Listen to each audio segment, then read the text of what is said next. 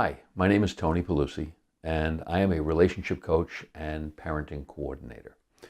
Today I'd like to talk to you about the history of parenting coordination. Parenting coordination has been around probably since the mid-'80s or so. It started when lawyers in the family law area who were practicing, interestingly, in San Francisco, California, and Denver, Colorado, separately, not known to each other, but they experienced the same phenomenon.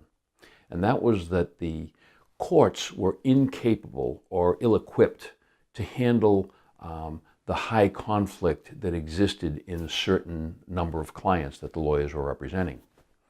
So being creative lawyers, what they did was they reached out to mental health professionals and started to introduce mental health professionals to a team approach of helping parents resolve conflict in a way that was more advantageous for the family. And that's how the work started. The interesting cultural thing that was going on at pretty much the same time was we were as a society experiencing the women's liberation movement, which called for women to be less focused on their careers as housewives or homemakers and more expanding their role into the professional world. There was the influence of the fathers' rights movement, which was a desire by men to have more than every Wednesday and every other weekend in their children's lives. Interestingly enough, at the same time that these things were happening, there was a lot of research being done. And the research focused on and illuminated the benefits of children having a solid relationship with both parents.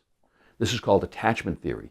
And what people started to recognize when they studied this was that children will benefit, both short-term and long-term, in having a strong, healthy, committed relationship with both parents. Obviously, when you've got a couple that is getting a divorce or has divorced, their ability to work together and resolve conflict isn't very good. It's in all likelihood what led to the divorce.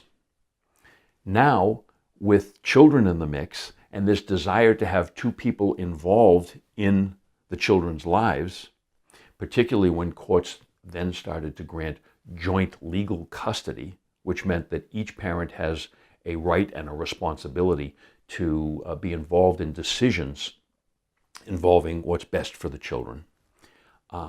It became necessary for this couple to now have more conversation. If it was a Wednesday and every other Saturday, it's very easy. You just drop the kids off, pick the kids up, see you later, mom takes care of them. That's the way it goes. But now they're forced by the circumstances to be more involved, and they're ill-equipped to be able to do that. And that's where the mental health professionals were able to lend a lot of value to the family unit and help them find effective ways to resolve conflict. That's how the profession started.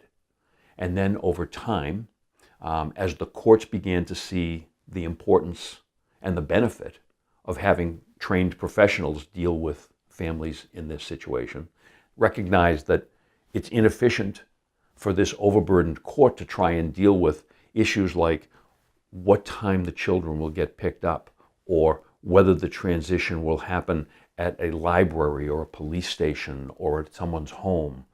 And when these types of problems continue to arise, the need and the benefit of having parenting coordinators increased. And that's how the profession basically got started. And it spread from those two areas across the country and ultimately across the world. So that's the history, that's a brief history of parenting coordination and how it came to be.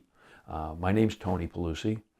I am a son, a brother, a lawyer, a husband, a parent, a professional coach, and a parenting coordinator. And I bring all of that to the work that I do. If you're interested in learning more about me, check out my website. It's tonypelusi.com. TonyPelusi.com. I hope this has been helpful, and you have a nice day. Thanks.